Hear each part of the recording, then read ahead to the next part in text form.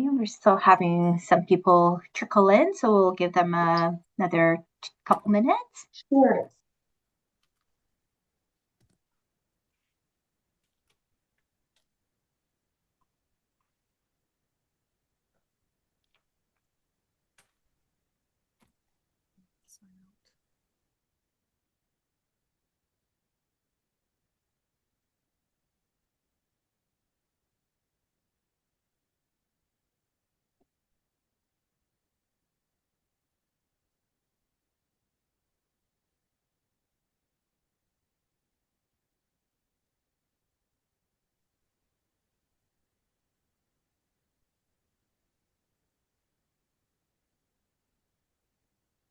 It's a large group, so This is great. yeah. Maybe one more minute and then because I still see a lot of people joining and everything, so we'll do one more minute. And Stacy looks like Danella's joined as well. Wonderful. And I see Barbara's there as well for when we pass it over for her to speak. Perfect.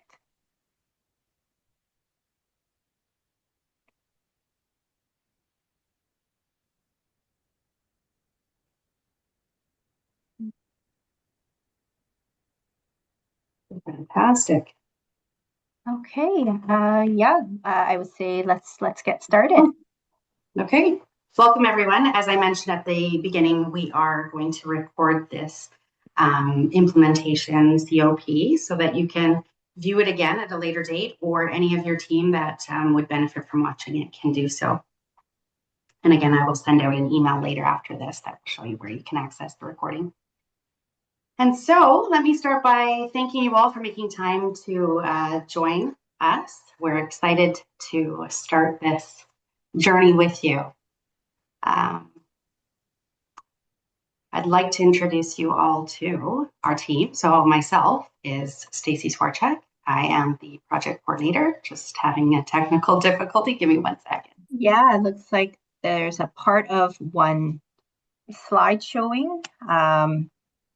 I think you might have, yeah, the screen there is showing where you're pointing at right now. Just give me one.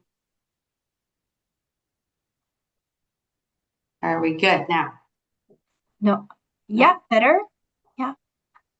Perfect. Okay. So And we're just still on the first slide, if that's yes. what we're intending to do. Perfect. Okay. So thanks for bearing with me in my technical mishaps here. So our team consists of Janella Parks, who mentioned she is on the call. She's our director. And Jenny Louis, talking me through my technical difficulties, specialist, and myself, project coordinator. Very happy that you all could join. And I'd like to take this moment to acknowledge that I'm joining you from Kelowna on the traditional and unceded territories of the Syilx Okanagan people. And at the same time, I want to recognize that many of you are joining from communities across this great province, each situated on traditional lands and diverse Indigenous nations. And as we gather today, I would really like to do so with respect, gratitude, and a shared commitment to reconciliation. So today's agenda is quite packed. If we do have any time to give back, we will do so, but I feel like we might take it all up. We're going to cover what is WEOG, what the purpose of today's COP is, and future ones that we will offer, deliverables and expectations, the pre and post surveys, final reports and check-ins, the requirements of this grant, as well as go over recruitment strategies, important dates and timelines, and then we have a guest speaker. We're honored to have Dan's Legacy come. They were a participant at an agency that participated in round 1, and they are back participating in round 2, and they are going to share their experience for all of you to take what you will from their learnings on how to do a great placement for all those that take part. And then lastly, we will do a Q&A, open the floor. So if I could encourage everybody to, you can feel free to put questions in the chat, but we'll try to leave the questions to the end, as we do want to get through quite a lot of information in this hour and a half. So work experience opportunities, and we're going to shorten that for the next coming year. We call it WEOG, because it's quite a mouthful. At its core, it's creating meaningful work experiences for individuals facing employment barriers. It's not just about giving somebody something to do, it's about helping them build skills, confidence, and a sense of belonging. At this time, it supports your organization as well by building capacity and strengthening work that you're already doing within your communities. And so throughout the year, we will do multiple COP sessions. And what we like to do, and we learned in round one, is offer some for the agencies where you can do some peer-to-peer connections, what's working, what are some challenges. But we also found it valuable to offer COPs for the participants, where they can gain some resources as well as do some peer-to-peer learnings. Oops, there we go. So one of the big things is we created an agency checklist, and in the email that I sent out that shared this link today to the COP, there was a number of documents. And the checklist, I think, is one that I would highly recommend that you bookmark and keep and use. Share it with everybody that is working within the initiative, because I look at it more as like a roadmap for keeping the placements and the program on track. It walks you through what needs to happen before, during, and after these placements. So before, you're going to be, doing your recruitment, confirming eligibility, completing those pre-surveys that need to be done by both the agency as well as the participants. And then during the placements, it provides the structured experience as well as check-ins and keeping you just on schedule as to all the points that kind of need to be ticked off. Afterward, you'll complete evaluations and reports. As I said, the final report. It's just really a simple way to keep things organized. I don't believe it's extra work. It just kind of, if you're like me, I'm a note taker. I make a list and I like to scratch it off when I know I've done it. So this is just something we've created that we thought would be a valuable resource for all of you. And like I said, I really encourage you to share it with anybody that's going to be part of this initiative. So I did mention pre and post surveys. This is a way that we're able to capture impact.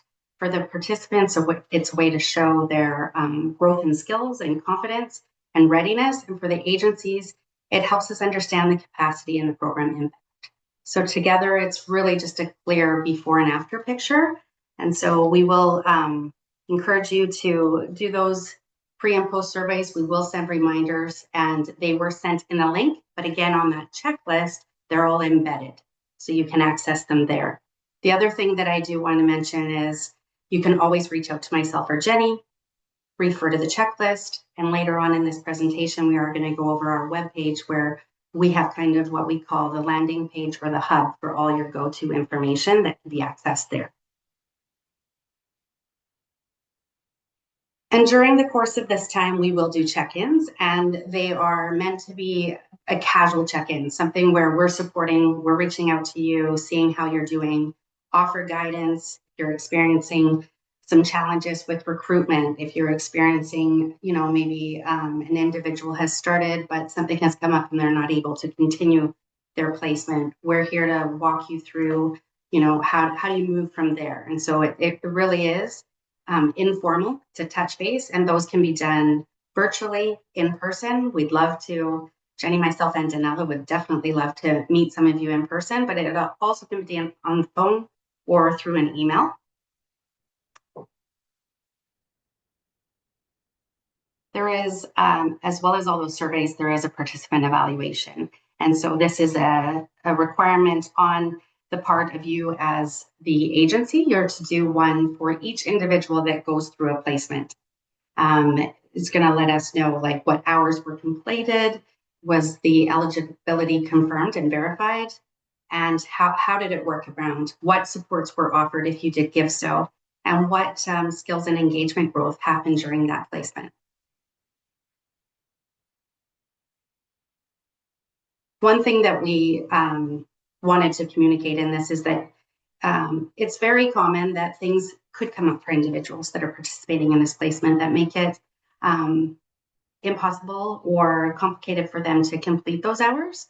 So as we mentioned, you're going to have placements. Some of them are going to be high or low, and those are based on an hour, so 200 or 240. And if an individual is not able to, for whatever reason, medical purpose, something has come up with them personally, or they're just mentally, it's too much for them. In that case, what we created this year was an update form. So where you could inform us that yes, there's going to be a change, and individuals was not able to complete their placement. And so what we encourage everybody to do is inform us right away. You'll do that update form. You'll let us know that an individual is leaving, and then you will start to recruit for those remaining hours. And so that is an expectation. If something was to impede somebody from completing, then you would close that off, ask that individual to complete their surveys, and then start recruitment again for those remaining hours. So hypothetically, let's say somebody was able to do 100 of 200 hours, you would now be able to offer a new individual those remaining 100 hours and the remaining stipend attached to it. So the big picture is to look at is that these placements are not tied to an individual, they're tied to the actual hours. Briefly touch on the final report. It's at the end. It'll be required 1 month after we wrap up. And so we will cover those important dates. But as you saw in your congratulations letter or your LOA, if you've already received it, all this needs to be wrapped up by February 28th, 2027.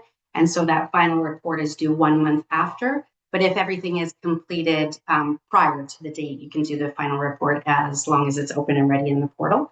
But we will keep you informed. Jenny and I like to definitely send out emails and reminders. And at any point you've got questions, feel free, like I said, to reach out to any of the team. And then the go-to hub, like I said, we do have a United Way BC webpage, and on there you will be able to find us, WEOG, under communities, and I'll give you all this information in an email. But that's where you're going to be able to find all the resources that you need to. We have this wonderful WEOG map. So once it's all up and updated, it lists all the agencies that have been funded and where they are and what placements are available. So people can see that, you can reference it. All of the documentation you would need will be there. And there are 2 tabs within that. So there's resources for agencies, but then we also have a tab for participants. There's going to be multiple resources that they can access when it comes to questions they might have about receiving a stipend. How do they declare it? Even, accessing what's out there for them after regarding like resumes and future resources, or connecting with WorkBC if they're not already. Right now, currently, we have last year's information up. So all our new documentation will be up there on the portal, or not the portal, sorry, our landing page next week. So if you do by chance take a look, that is last year's information. It all has been updated there, and it'll be put up next week. And then we want to go over branding. So there are some, guidelines as to what to follow when you're promoting the WEOG placements. Be sure to use the logos and templates that will be provided. And so after this meeting today, I have already drafted up the email that has all that information. It's got the logos, it has the toolkit and the guidelines for you to follow. So I'll send that out after. If you have any questions, again, regarding that, or if you're just curious, is this the way I should post these placements? Again, feel free. We're always available. You can call us, email, any 3 of us, Danella, Jenny, or myself. That's why I think a lot of people were really excited once they got confirmation that they were funded to start recruitment. But we would like you to take a look at the branding and the guidelines as how to do so, because in learnings we have seen that you want to be very clear about it being posted according to our guidelines, and that we're being funded by, that you guys are being funded by United Way, as well as the province of BC and the government of Canada. But not only that, it's the way that you post these. Some people could interpret wrong, because we really want to, oops, my bad, I did not mean to click on that. We really want to focus on the fact that these experiences placements are a work experience and not a job. So there will be information about how to post those postings, whether you're doing it internally on social media or just through networks. you can use all those tools to do so. So now that we've covered that, let's get into the part that a lot of people are curious about is the recruitment. Some of you have already participated in round one, and many of you are new to us. So recruitment is really, it's on you, and we encourage you to think of it beyond your traditional hiring approaches. So as you can see here, where would you find participants? I would encourage you to reach out to community partners, really tap into your Work BC centers and case managers. They have been fantastic. There's usually some in every region, in your cities and towns, multiple sometimes, depending on how big your area you're located in. The Foundry is just an amazing resource to tap into, as well as internal clients, waitlists, and volunteers. Many of our past participants have been those that have participated in organizational programs, and they were eligible, and so they were a perfect fit. Local groups, community boards, and grassroots networks, as well as social media and job boards. And then reducing those barriers to participation. So some key points to think of when you're recruiting participants for this is warm referrals from the frontline staff, info sessions and drop-ins, whether it be virtual or in person, partner-led recruitment, tap into that, and simplifying the application process. So a lot of these individuals, as I said, maybe they haven't even been in the workforce or they've been out of it for a long time, and already there's some barriers or anxiety as to, going in for filling out an application or bringing in a resume. Maybe they don't even have one. Another thing is supportive interview process. So maybe not so formal, but more conversational so that they can really kind of, what's the word I'm looking for? Kind of, well, glow, really, I'm losing the word I'm thinking of, but like really show up in who they are as a person and not feel so conform to what a traditional interview process is, where there's a number of questions kind of just being pelted at you that you feel the anxiety that you have to answer correctly. And then how to present the opportunity. So connecting participants with the opportunity. Again, I'd like to emphasize low barrier and a supportive environment that you'd be offering. Be clear that this is a work experience and not a job, and highlight the fact that there are wraparound supports available to these individuals. Focus on this being a confidence building and skill development opportunity and not just task-based, and use plain inclusive language. I think all those things really make the individual more at ease when they're coming to hopefully be a strong candidate and taking a placement within your agency.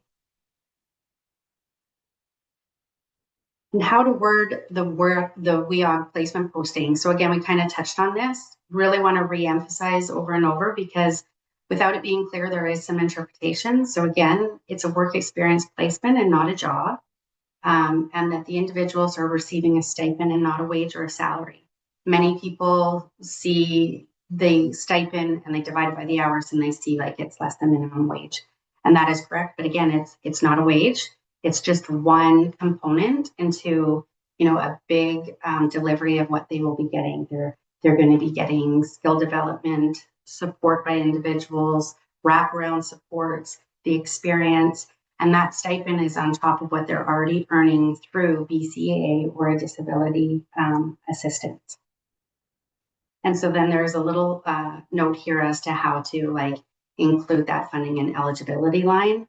This again, all this will be available for you as resources and on our landing page. Just helps if you are as clear as you can be to avoid any confusion for the individuals that could be possible candidates for placements within your agency. And then key information that should be brought to the attention of the participant is to be really clear and upfront. Again, I'm just nailing it home here that it's a work experience and that it's a stipend and not a wage, and set that expectation that this is the placements that they are doing, the 200 or 240 hours, it's temporary and it's set to timelines and a regular schedule. However you see fit for your organization or agency, you fit that schedule and be very clear of it with that individual. Participation includes them completing those surveys, having check-ins with you, and completing evaluations. And then the income reporting, so that the stipend is reported. It's part of, it's mandatory that they do declare it. And there's a whole process how to, and that's one of the resources that will be shared to you guys on the landing page, and you can share and direct the individuals as how to do that. And then suggest that if they have any questions that they seek independent tax advice, or if they're curious that they feel that this could affect their earnings, ask them to reach out to their case manager. With WEOG, anybody on BCA or a disability assistance, they don't have that clawback, but we don't know everybody's unique situation, so we don't know what else they could be earning. So we want to just be very clear to them that they need to be transparent, that they do need to report this, and if they have any questions or concerns, to really look into it and reach out to their caseworker or Work BC prior to that. And then letting them know what supports are available. Like I said, there's wraparound supports that you can offer that you've built into your budget, but also you can tap into supports through Work BC as well. And they're a wealth of knowledge, support to both you and the participants. And then encourage those individuals that do partake in the placements to attend future COPs or any events that are offered, whether in community that you think would be beneficial within your organization, or something that would come up that United Way is offering. I did talk about how to declare the WEOG income, and this is like all coming at you, but like I said, you can access the resources later, but it is to be declared. It's reported on their monthly report that they put in for whether it's BCA or their disability or hardship. They would select that there is no change in their employment, and that this is other income. It's not a wage, and that each situation is different. So again, I'm just going to drive home at any point that an individual is unsure. Encourage them, walk along with them. If they need assistance and you're willing to offer it, reach out to a Work BC office or their caseworker, and just get that clarification so that they can proceed feeling very confident and ease that anxiety. And so one of the big things, and it is on the checklist, is verification. So that is one thing on the responsibility of the agency to ensure that any individual that's going to partake in a placement is eligible. And so that is, again, being somebody on BCEA, disability assistance, hardship, or the equivalent. And then you're going to want to make sure that you have some form of documentation that is current within the 60 days, and that you keep a copy of that for audit purposes. So we kind of think of it as like creating an employee file. Create something that you can keep for each individual that is doing a placement within your agency, and just build that file so that you, if ever we ask for verification, you have it on file. You've got any information you need about them, what days they're available, what days they're not. Just build that file out. And then, like I said, there's your eligibility groups, the different types, the BCEA, the disabilities, the hardship, and the First Nations income assistance. And then accepted documentation. So anything from the ministry, an issued check or direct deposit, confirmation letter from a Work BC office, or from the myself online screenshot would be fine, as well as band office or case manager confirmation. But if you're concerned at all, or you're wanting to run something by us, feel free to reach out to Jenny and myself, and we can clarify, or we can reach out to our contacts in the ministry as well. And then lastly, we're going to go over some really important dates, and I'm going to hand this over to Jenny, my colleague, and she'll run through them. So go ahead, Jenny. Yes, thanks. Thank you so much, Stacey, for passing this on. And there's some questions that I've been responding to on the chat, and hopefully we will have some time, and I can definitely go over these again so that everyone can see it. But in the meantime, yes, I am going to go over some important dates and timeline. So placement start dates, as long as you have signed your letter of agreement, which we are still waiting for some to be returned. If you are unsure if your first signee has received the LOA, please feel free to reach out to us. But we promise we have sent them. We're just waiting for the signatures to return so we can start the payables process. So yeah, feel free to check in with us if you don't think your first signee has received the letter of agreement. But yeah, as soon as you receive the letter of agreement and you've signed it, we will get you the funds and you can start the placements. When the placements have started, there are requirements for some pre-surveys and post-surveys. Now, pre-surveys are for both agencies and participants. So for the agency placement surveys, we do ask that you complete it before your first participant starts or by May 31st. And for your participants, they should be filling out these surveys during their first shift. Now, the pre-surveys are all Microsoft forms. And so we do understand that, some participants may have some barriers to be able to complete these. And we do really ask the agencies yourselves to be able to support with them, whether or not it's accessibility and or just being able to go through the forms, because some people may not have ever filled out Microsoft forms before. So if you can please support them with that, that would be much appreciated. When the placements are done, we do need the post-placement surveys. Oh, Stacy, there's like a thing hanging over that screen again. If you don't mind moving it. Great. The post surveys for the participants are to be done when the placement ends. And then for the agency, that post-placement survey is expected when all the participants have completed and or by the final report date. Placements must end, all placements must end by February 28th, 2027. And final reports and all the final evaluations, all the remaining kind of post surveys and evaluations must be submitted to us by March 31st, 2027. And I really want to emphasize these dates as we are going to be very strict with these end dates. All funds must be spent by February 28th, 2027. So this means that all placements, all participants must complete all the hours by February 28th. There's no extensions that's going to be given this round. So please keep that in mind when you are scheduling the hours of how many hours each participant works per week and so forth. Do allow for some time for flexibility. What we found during round one is that, people get sick. People sometimes need a couple weeks off.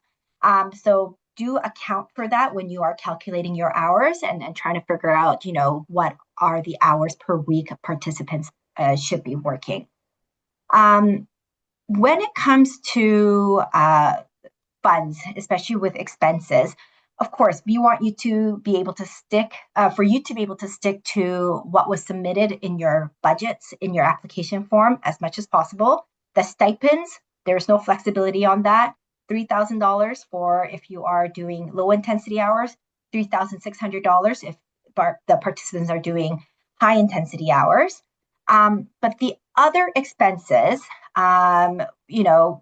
we do understand that circumstances can change. You can find out, what certain participants require certain types of accommodations or assistance or support that you didn't account for when you were doing your budgets. So, those minor changes, we're fine with you making those minor changes.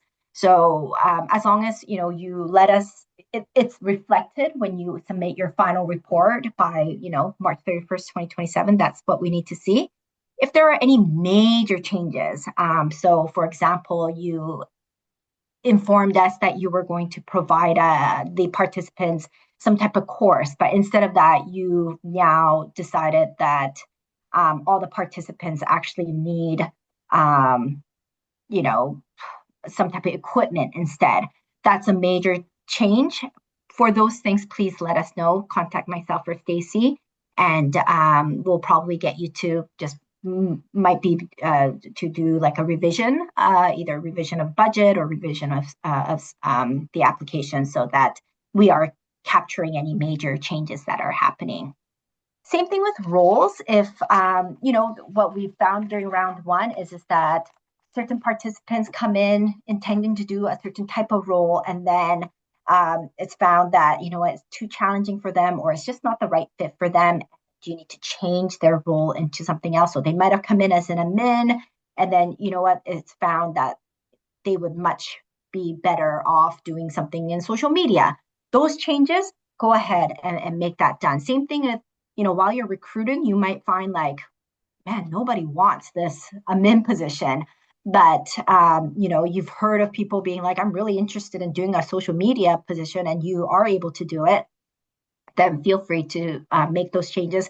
Once again, just, have that be reflected on that final report so that we're aware of what those changes were.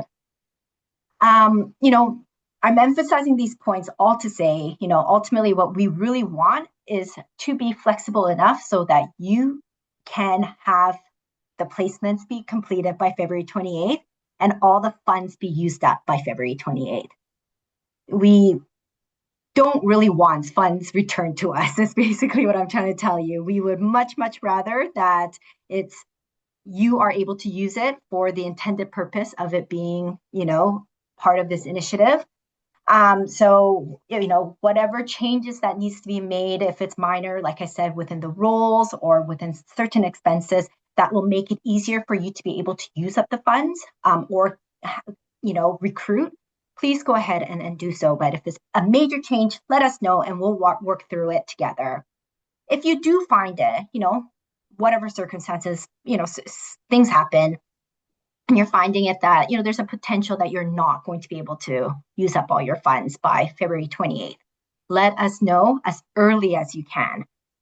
Because if you do have to return your funds, we want them back as soon as possible so that we can put it back out into community with another agency that is able to, take on those funds and complete it. We want to keep it in the community as much as possible because ultimately what happens is if we get funds returned to us after February 28th, we will be having to return that back to the ministry. And so, if we want to work with you as much as possible so that we can keep these dollars in community to do the intended work that we're trying to all do throughout the with this work experience opportunities grant project. So,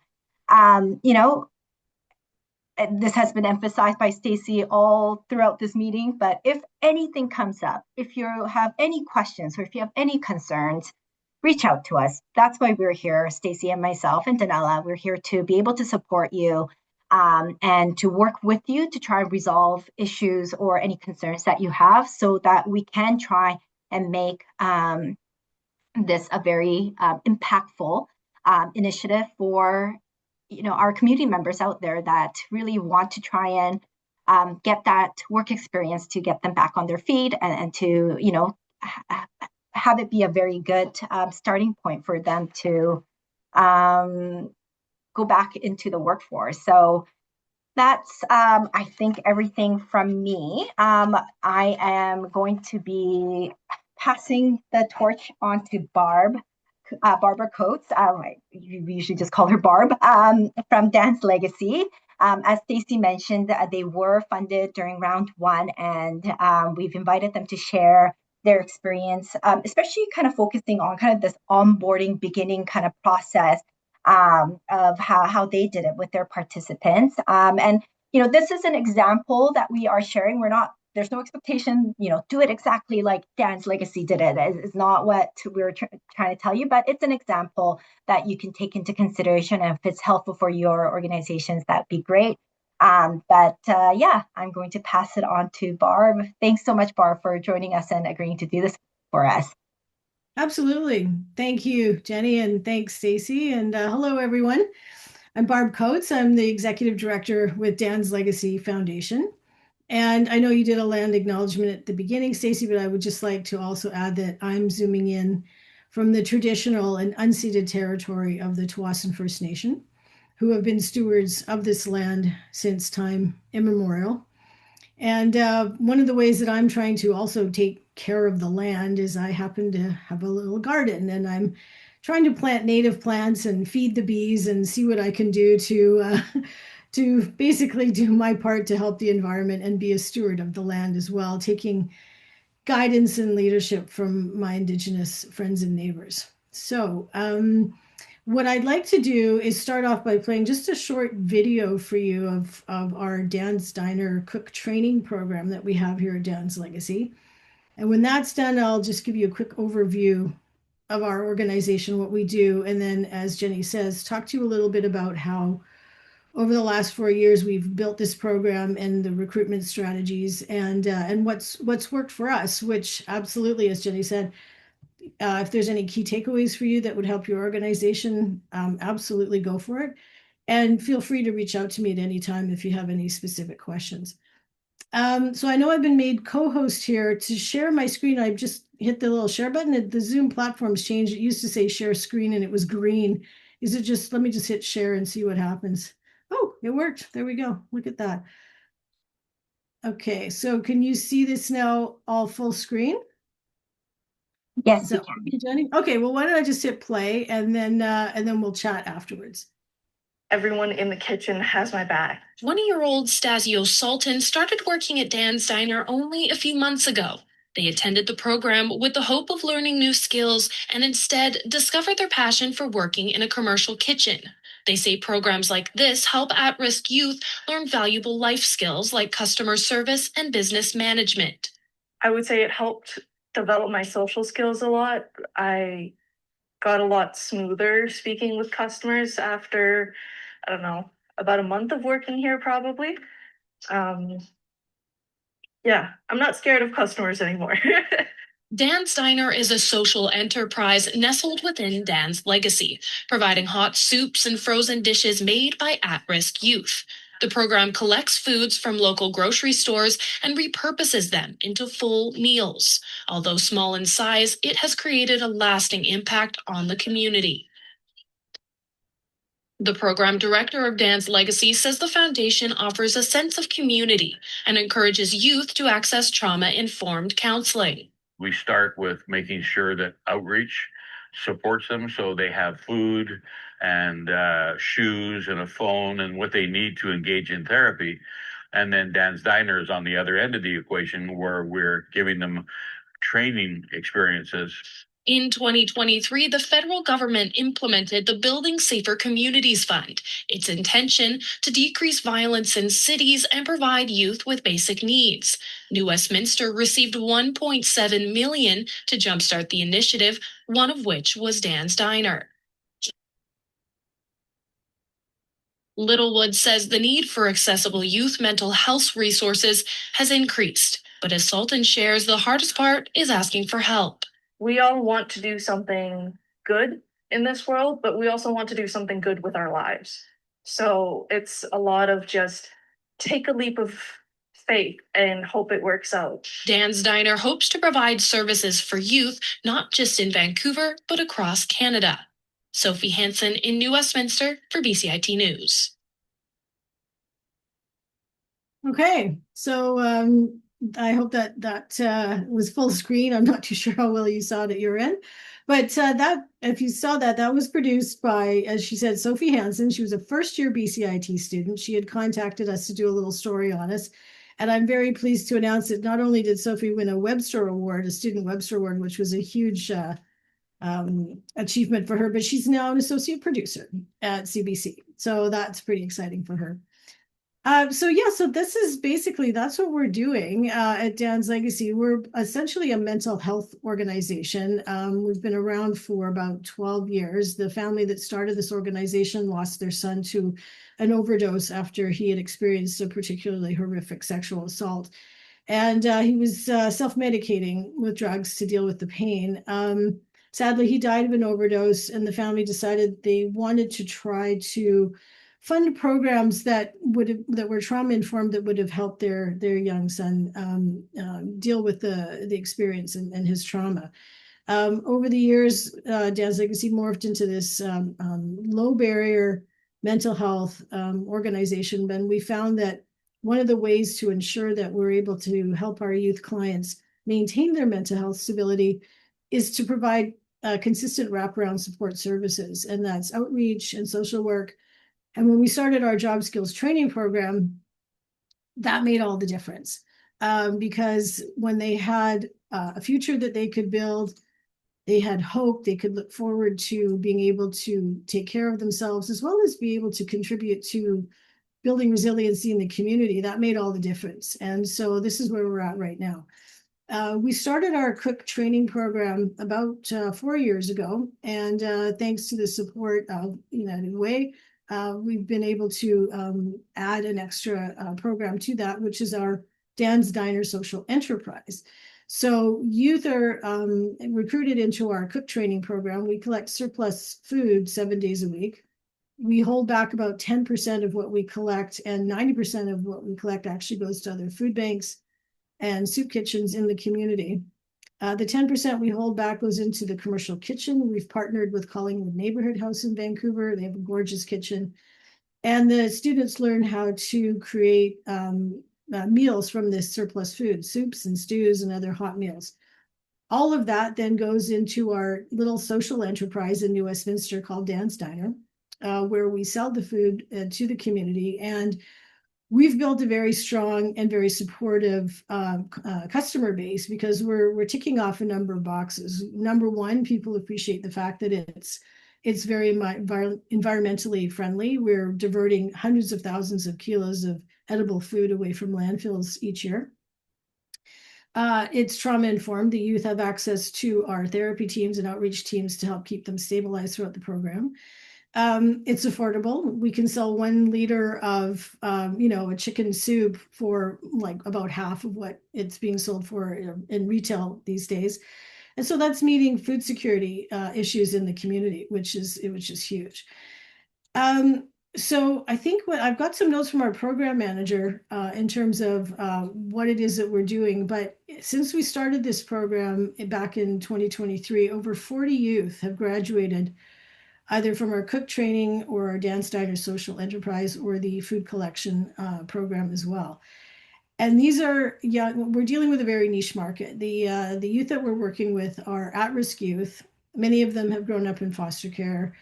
All of them are coming to us with a pretty significant amount of trauma in their background. The most presenting issues are really intense anxiety and depression. And so we've created a program, and it's been in the slides that we looked at up today, to make it as low barrier and as accessible as possible.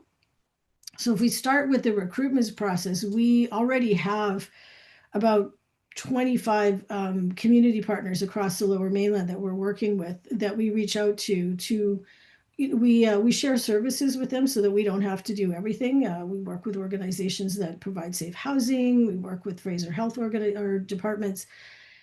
And we've recruited youth to our program from those community partners to start with, which is great because they already know who we are and what we're doing. And we can cross-refer our clients to their support services as well. And word of mouth actually has been really successful for us. Our youth clients are really pleased with the support that they've received, and they have told their friends what's going on. So we do find that that's another really strong way of getting referrals, is the youth do a lot of the marketing for us. We have a registration portal on our website, which is private. And it's also, we figured we're going to ask as few questions as possible, because a lot of these kids, they don't have an email. They might have a phone, they might have a phone number, but all we ask them right now is just give us your name and your phone number. And if you have an email, you can include it. And that's all they need to do to register. And once we get that information, one of our team will call them back and go through the questionnaire process to see if they are a good fit for our program.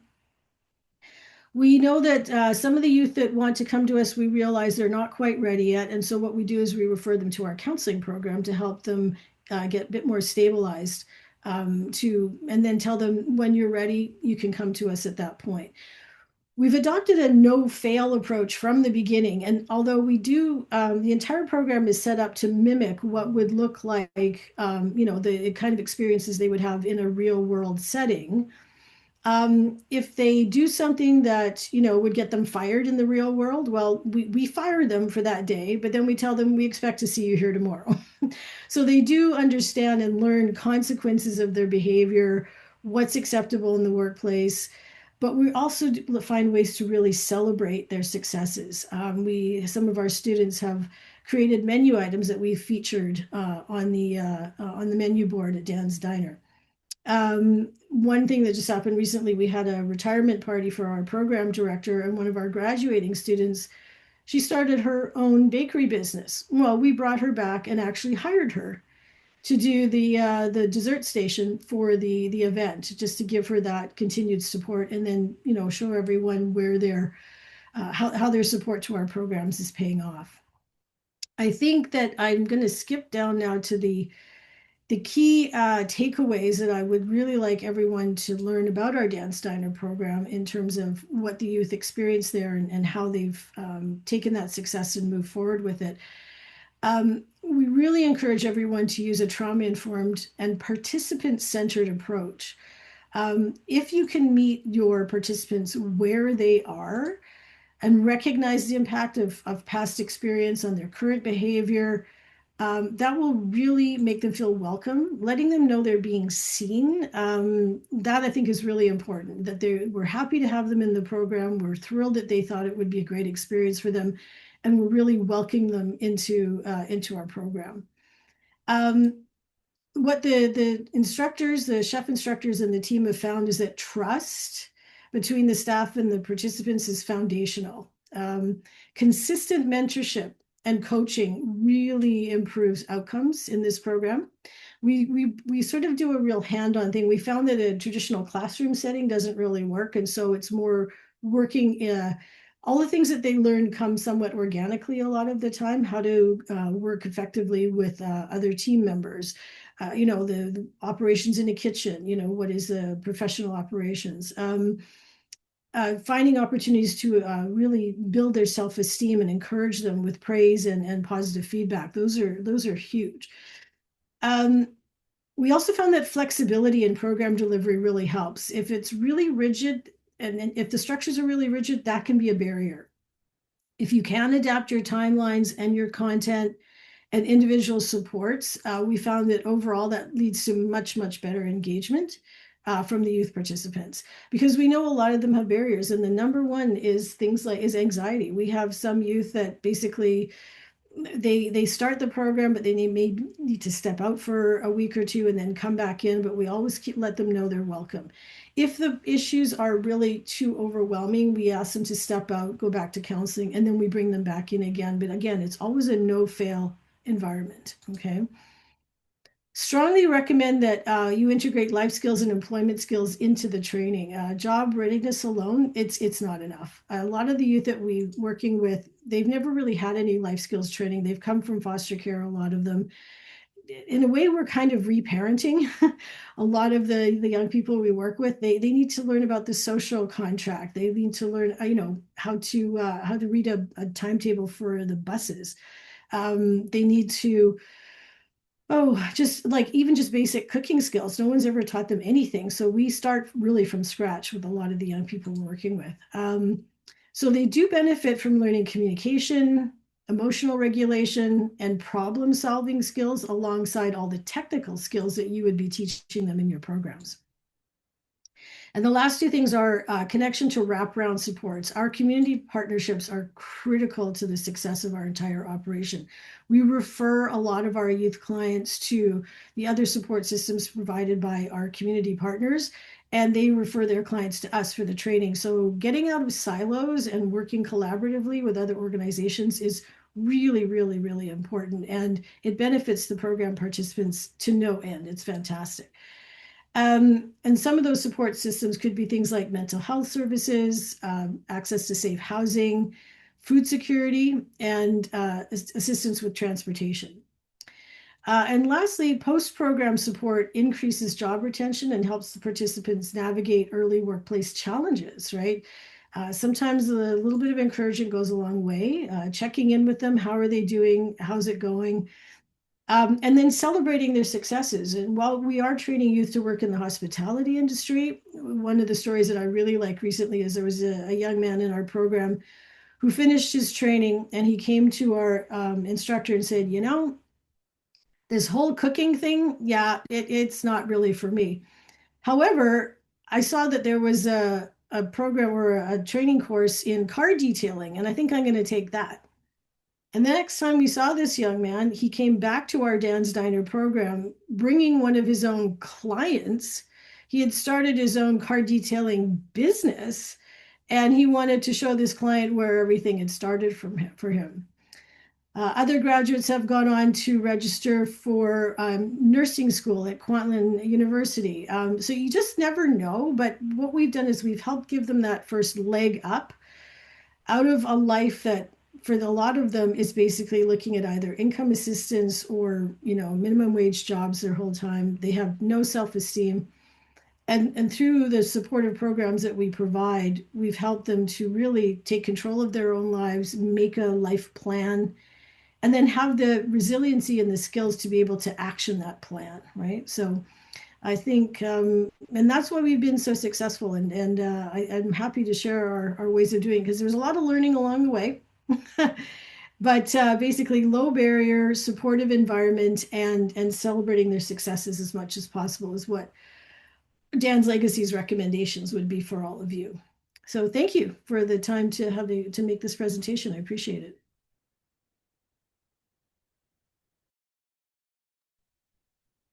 Thank you so much, Barb. That was amazing. I know that Jenny spoke so highly. She got to actually visit you guys. So thank you so much for presenting to everybody here.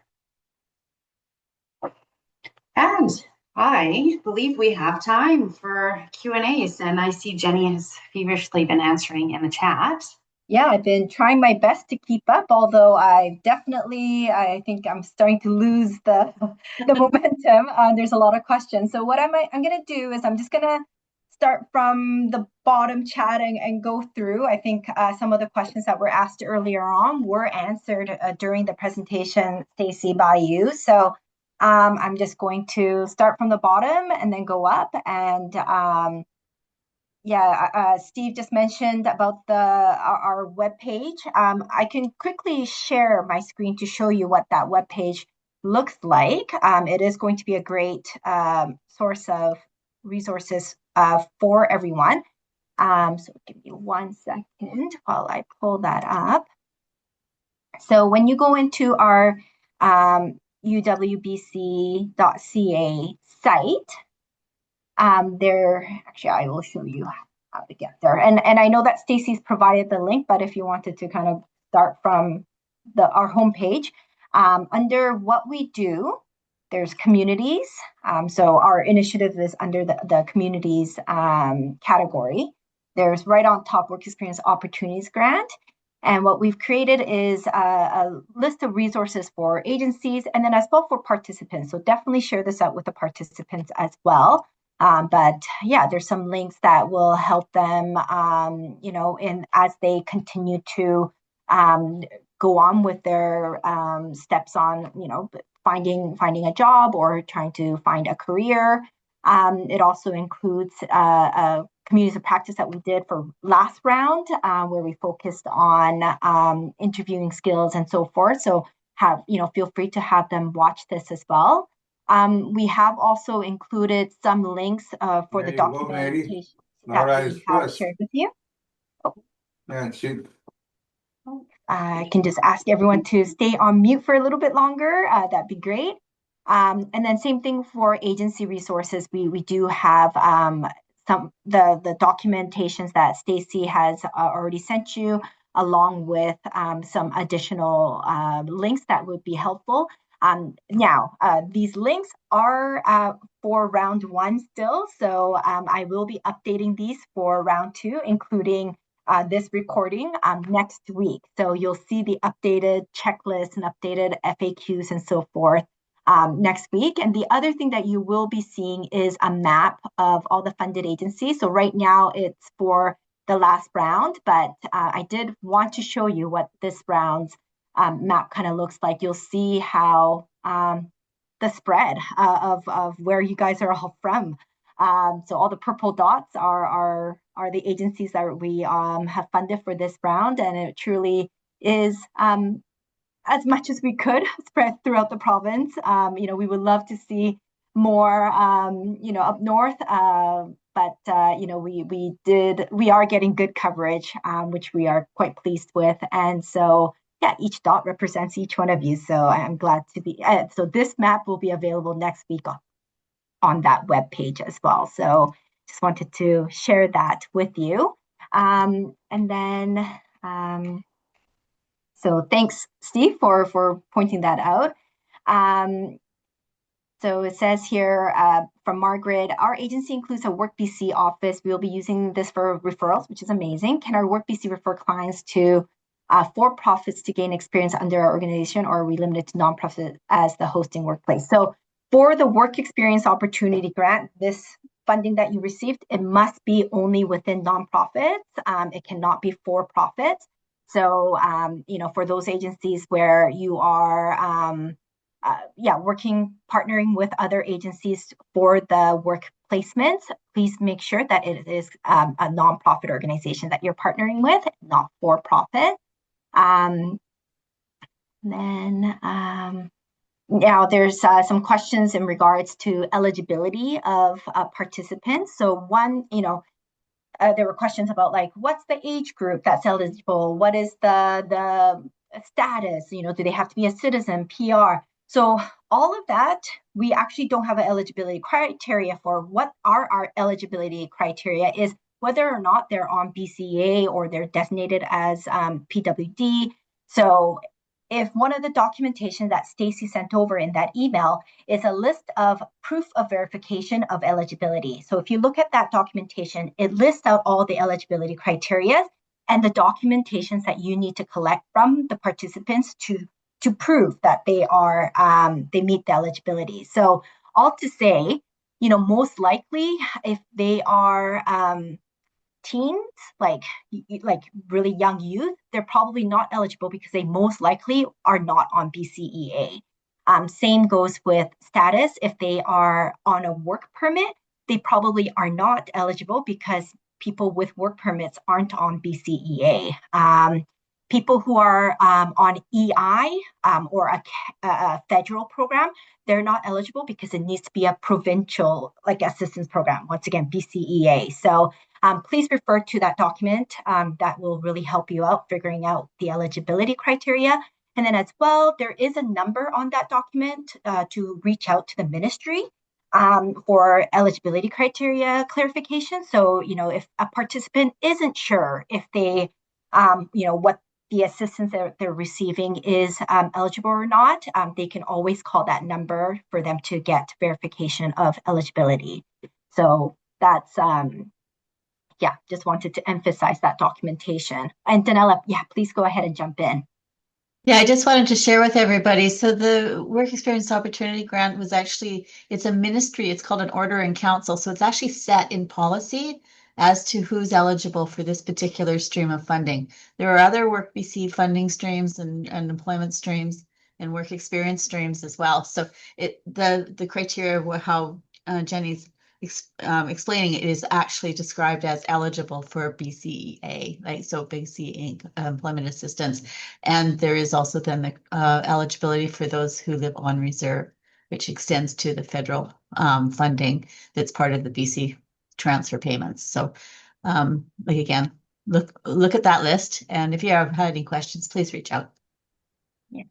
And Jennifer, just to clarify, IA income assistance, PWD, that's part of BCEA. So that's if we didn't specifically say IA or PWD, it's part of BCEA. Do we need to approve the work experience posting? No, just please ensure that you're following that template that Stacy has shared out with you on that email and that she went over with you today to ensure that the language is consistent with that it's a work experience placement and that it is a stipend and not a wage. If you are topping up, which some of you have decided to do, which is amazing, thank you for doing that. Please still promote the posting the placement as a work experience placement, and that it is a stipend with a top up, so that you're not using the term wage or salary or any terms like that, where it is referring to an actual work position and not a work experience placement. There have been some questions about, how do we, about the payment schedules, the stipend payment schedules. What we ask for that is that you follow your normal procedures of your organization. So if you work on a biweekly payment basis, which a lot of organizations tend to do, please follow that. What we don't want, though, is that you hold off everything until the end, because that does make it really challenging for the participants if they do need that extra income, and that's why they're doing this.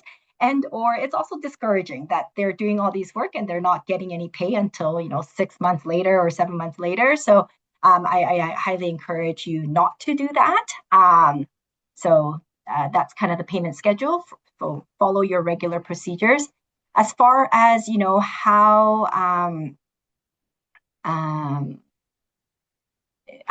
whether or not to put it as a T4 or a T4A. So what do on your end? How do you report? We do leave that up to you as an organization to decide.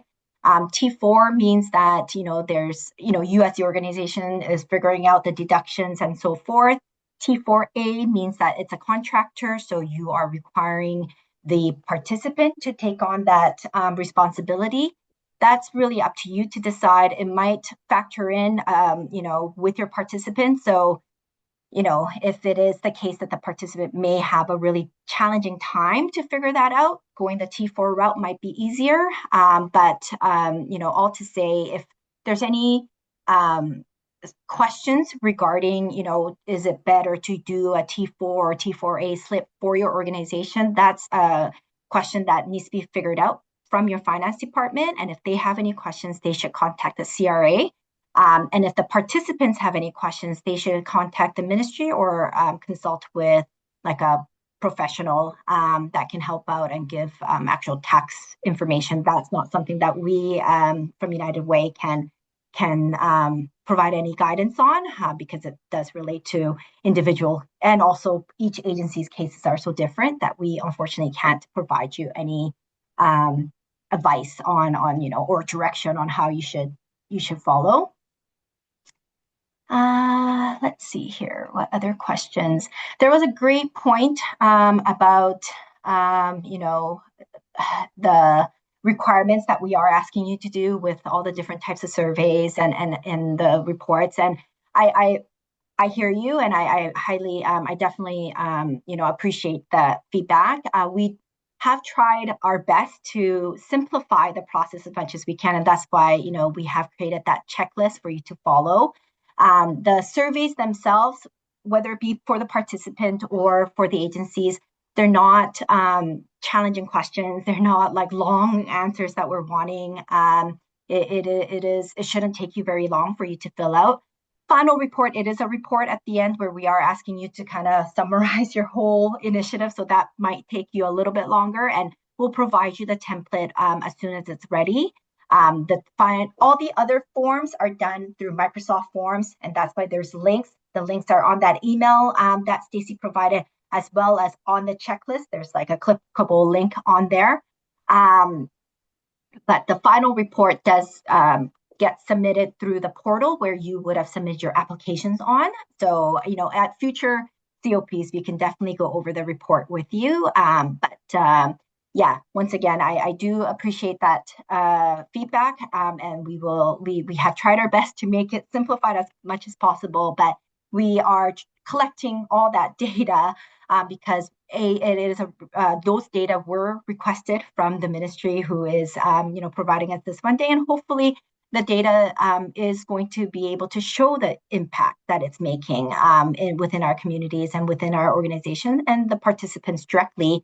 And, that will encourage the ministry for further fundings for initiatives like this. So, we really appreciate your participation in providing us with that data. And let's see here. If you have not received your letter of agreement yet, as I mentioned, please email me directly, jennyl@uwbc.ca, and I will check to see what had happened. Sometimes I will say the email from Adobe does go into junk mail, so that might be a reason why your signees haven't received that. But I can definitely let you know, what email address it was sent to and where the status is. So please reach out to me. As far as the reporting that Stacy went over that the participants have to do to the ministry, it's to the ministry. This is something that they would already be doing if they are receiving BCEA. It's just we need them to report the work experience opportunity grant portion of it. So the direction that Stacy had provided you is what they need to include within their monthly reporting that they would be doing already. You can probably just print out that document that goes over what needs to be reported to the ministry and provide that to them to help them out on what to report. Let me see here. I'm just going. One question about are all participants covered under our WorkSafe coverage, including why can't I see the rest of it? If we are partnering with other nonprofits. Sorry, say that one more time. Are all participants covered under our WorkSafe coverage, including if the agency is partnering with other nonprofits? No, it would only be covering because your WorkSafe covers your organization. So the other nonprofits would have to cover their, like, if this participant is working there, they would need to be covered through that nonprofit. Can we advertise somehow through the ministry? So I'm assuming this is for the job posting. Instead of advertising through the ministry, reach out to WorkBC, because WorkBC is the group that's going to, they might actually even reach out to you because they'll see you on the map, and they might be, they'll have people within your area that they want to connect and find this opportunity for. So that's like WorkBC, we're working with them. They will have access to this map. They'll know that your agency has been funded. So that in itself is a bit of a promotion that's already happening kind of behind the scenes. So, if you, I know that there are some Canada job banks and things like that. What we've found from around one is that these bigger job bank posts don't work as well. We found that they are easily overlooked because most likely people are looking for, if they're searching on job boards, they're looking for full-time position. So what's worked better are, first, like I said, connecting with WorkBC, connecting with the local foundry, because they are already working with people who are eligible. And that's the key thing. You don't have to even figure out their eligibility because they will help you figure out the eligibility already. So I highly encourage you to connect with WorkBC or your local WorkBC. And then, posting through more like your social media and or word of mouth seem to have worked much more efficiently than, putting it on like LinkedIn job post or like the bigger job posts. But if you want to, please go ahead. But that's just some of the findings that we had during round one. Do we have to use a job posting template provided? You don't have to use it, but just make sure that certain phrases are used. Is using the term work experience opportunities grants, having our logos, ensuring that it's used as stipend. And so there's certain things there that we've highlighted or that's on the template that we would like you to use, just so that there is no misunderstandings from people that think that whether or not that this is a more permanent job and or that it is a wage-based job, things like that.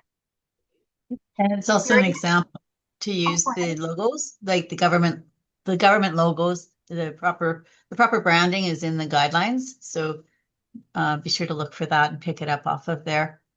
Yeah.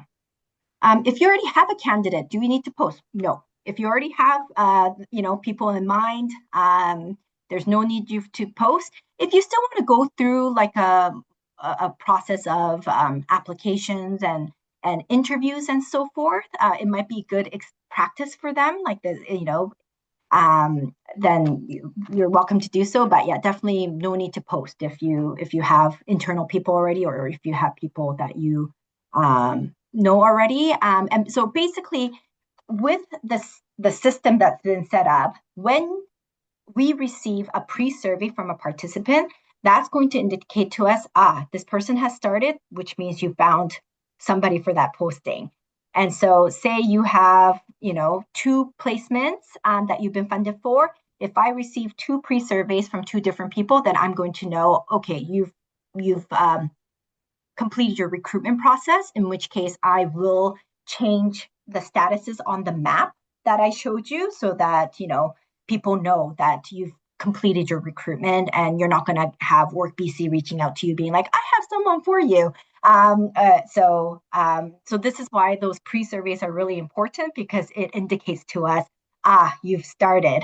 And then post-surveys are important because that indicates to us, they've completed. So, we know that you're moving along. So it is a bit of a tracking system for us as well, these pre and post surveys. So it's, it serves several purposes on why we've asked you to do these requirements. So once again, really appreciate that, you're able to provide us those information. Into the meeting. Will this chat be incorporated into meeting notes? Yes, I think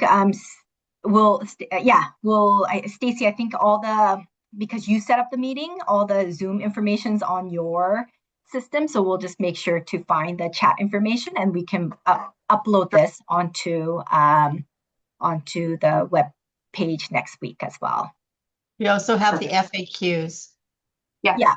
A lot of these answers are on the FAQ or on the documentations that Stacy shared already. But if it's helpful for you to, see this chat again, we can definitely add this onto the web page. And just to reiterate, the branding information is coming out after this meeting. That email will go out, so you'll get some additional resources. And then next week, all updated round 2 resources will be on that website. But at any point, feel free to reach out. I have it at my fingertips, so I can resend to anybody. Yeah. Jason, go ahead. I see you have your hands up. Yeah, it's just an Easter egg for everybody. In the call recording, sitting here, I got a hamstring cramp right as Barb was beginning to share. So you might want to go back and watch the video and try to find my face and see how I was scrambling to turn my camera off while dealing with a hamstring cramp. So a bit of fun for you when you review the video. Thank you. Yeah, adding a little bit of fun in there. Okay, I have another question here. Does the stipend amount account as income for someone on PWD? They make $1,000 and okay. So as Danella mentioned, in her comment about this initiative, basically this initiative, like if they are on BCEA, this stipend is exempt. Now, taxes wise, they still need to report it because it is still income, but it's not going to affect the income assistance that they're receiving through BCEA. That's why the eligibility criteria is very strict, because it only is the amount exemption is only applicable for specific programs through BCEA, through the ministry. And so, that's why we need to ensure that that the participants you bring on board are eligible, or else it could affect, it could make them go over their assistance, which means they might get clawed back. So we don't want that. Hence why we are ensuring that you have proper verification of them being eligible, and that they are reporting the way that we had explained it to you, so that they're not affected with the regular assistance that they are receiving.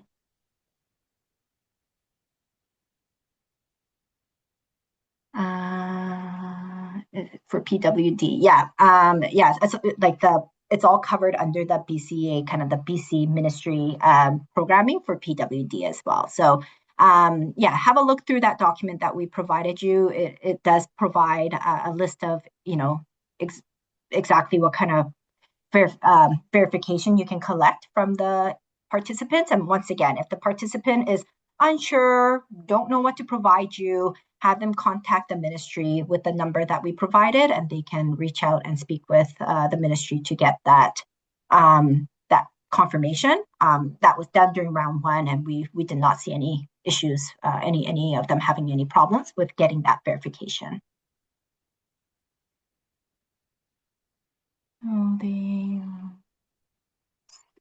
Chris, I'm assuming you're confirming that they are still receiving their assistance while they're on this program, which is yes, correct. And this is why we call it a stipend and we call it a work experience, so that they can continue to receive their regular assistance that they get through the ministry, the provincial ministry.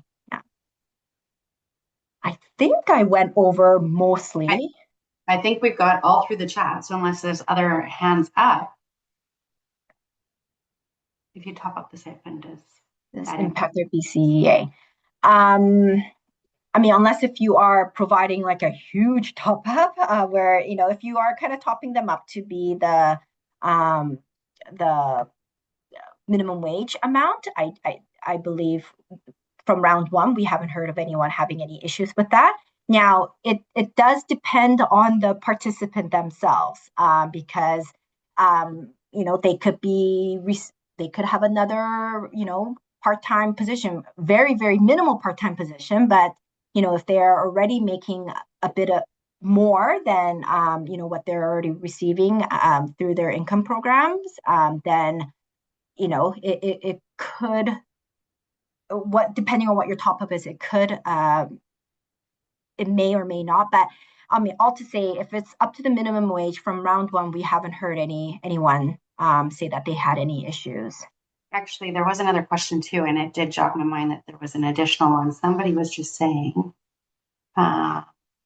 if somebody is on PWD, they must tell welfare that they are on the program and get a confirmation from them. So they should be telling them, they should be reporting, because on the other end, they are going to be receiving money. So it needs to align. So you, again, in those key messages when talking to a participant, be very clear that they should be reporting this. Yes, because it will show up. Where's the number that they should call if they are concerned about tax implications? I mean, so with tax implications, that's if they have any questions in regards to their income assistance, they can call the ministry. That number is, so one of the documentations you received is verification of eligibility. There is a number that you can contact the ministry. But if it is specifically about their own like personal tax questions related to that, the ministry may not be able to provide much support for that either, in which case they would need to contact a professional that works with taxes. I know that there are some free tax clinics that are available, and I believe on our link we did include that. I'm just double checking here. I thought I listed. This is the number to the. Let's see here. If not, I will take a look. There is like a federal free tax clinic resource link. So I'll ensure that gets included in the resources if it's not there already. But yeah, they should, because everyone's taxes situations are different, and so it's not. If they have specific questions with their specific case, they should really be talking to a professional about it. Yeah, Are there any other? Oh, Polly, go ahead. Hi there. Sorry, I'm just going to take myself off video. I just wanted to make this comment. We're dealing with people that are just doing incredible stuff and work. And these peers are the way that this is set up for taxes. I highly, highly recommend that agencies have their finance department take the tax off for these people before leaving them to deal with this themselves. Many are dealing with a toxic drug emergency, mental health challenges. They can get really messed up in their financial situations. We had this dialogue at Anchors and we decided that we would not do that to these people. We also decided to top up the amount they get per hour to make sure it was more in line with our best practice. I can't say enough about how messed up people can get if we don't do this for them. And I think it's really showing me right now that it's worked out quite well. Thank you. Great. Thanks so much, Polly, for that input. And yeah, Polly's worked during round one. So, speaking from experience. So yeah, if you're able to do T4, that would be great. Chris, I see your hand up. I also see that you have a question on chat. Is it the same question? Yeah, I don't think I'm writing it properly. So my question is, you have a person on PWD. From what I understand is when they declare the income every month, it's going to be tax exempt, not tax exempt, income exempt because, but how does welfare know that this income they're declaring is going to be exempt? Because they're allowed to make 16,000 a year. And if they're doing a part-time job somewhere, that is deducted from that 16,000. Once you reach that threshold, then you're taking dollar for dollar. So how does welfare know this 3,600 is not to be used against their 16,000? Is that better explained? Yeah, Thank no, you. Yay. that's so the way that Stacy has explained how to report for the participants and that documentation that we provided, that is specifically from the ministry informing us this is how the participants should declare so that they can be exempt. Okay, So, perfect. yeah, so make sure that they follow the directions and specific instructions that were provided in that document so that, exactly to your point, Chris, that it would be exempt and not counted as part of their income. Can I ask one more quick question? Mm-hmm. When the money that is deposited, when does that start being deposited to the organizations? Yeah, so we have so as soon as the letter of agreement is signed and returned to us, we do send that over to our finance department to get that processed. I believe there's a good chunk that has gone out that you should be receiving on Friday. Is that correct, Danella? Or not this Friday, next Friday? Am I off on the payable schedule? I might have to pull that up. Yeah, I think I'll have about to look it half. up.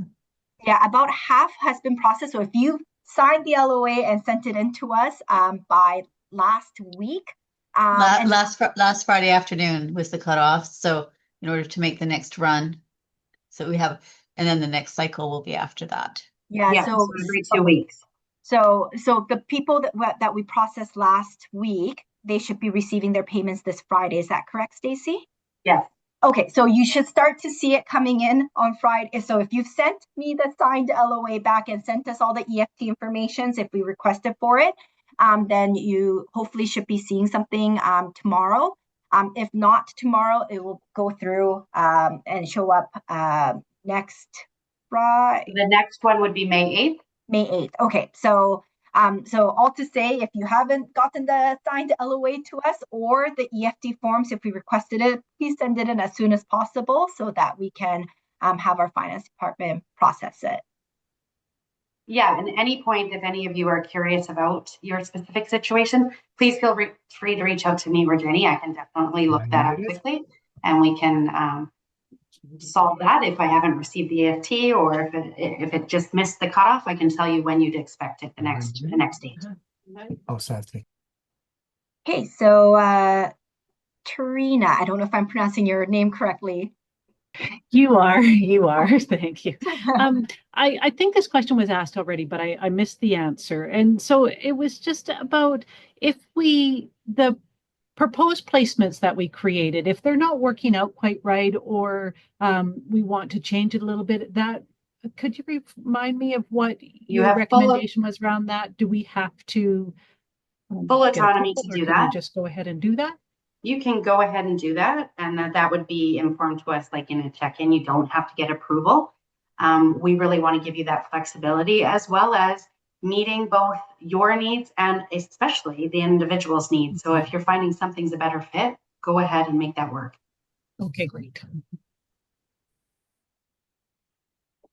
Okay, so it is 2:56. We're not able to give you a lot of time back. But I hope this has been informative for you. I mean, if all else, the two biggest takeaways is check that email that Stacy sent you last week, because that has all the information that you do really need, aside from branding, which Stacy has sent out today. So check those two emails. And then if anything, reach out to us. Any questions, any concerns, reach out to us, because that's why we are here. But otherwise, thank you so much again for being part of this journey with us. I hope you have a fun time with it. And we look forward to hearing, how it's going and how it's gone for you in the near future. Yes. Thanks so much.